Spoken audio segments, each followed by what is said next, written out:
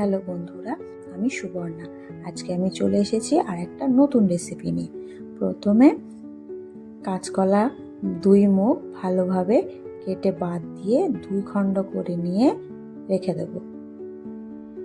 তারপরে একটা আলুও 2 খণ্ড করে নেব।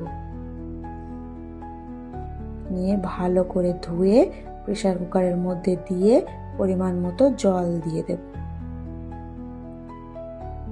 প্রেসার কুকারে 3 থেকে 4টে সিটি দিলেই কাঁচকলা আলু ভালোভাবেই নরম হয়ে আসবে। তারপর একটা পেঁয়াজ ছোট ছোট করে কুচিয়ে নেব। যে যেমন ঝাল খেতে পছন্দ করে সে তেমনই ঝাল দেবে। আমার হাজবেন্ড একটু অল্পই ঝাল খায়, ওই জন্য আমি এখানে একটাই লঙ্কা কুচি করে নেব। তারপরে আলু আর কলাটা ম্যাশ করে নিয়ে তাতে পেঁয়াজ কুচি, লঙ্কা কুচি, জিরে গুঁড়ো, ধনে গুঁড়ো, লবণ ও হলুদ দিয়ে ভালো করে মেখে নেব। কাঁচকলা অনেকেই খেতে চায় না, কিন্তু আজকে আমি যে রেসিপিটা বানাবো একদিন বাড়িতে ট্রাই করে দেখো, খুব ভালো লাগবে।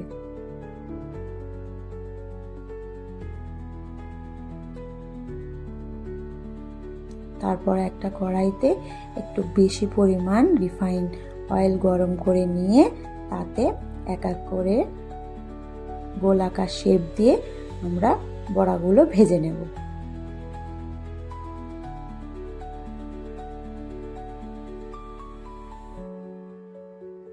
ভালো করে এপিট ওপিট লাল লাল করে ভেজে নিতে হবে। আর ভাজার সময় গ্যাসের ফ্লেমটা মিডিয়াম টু লো রাখবে, যাতে ওপরের দিকটা একটু ক্রিস্পি হয়।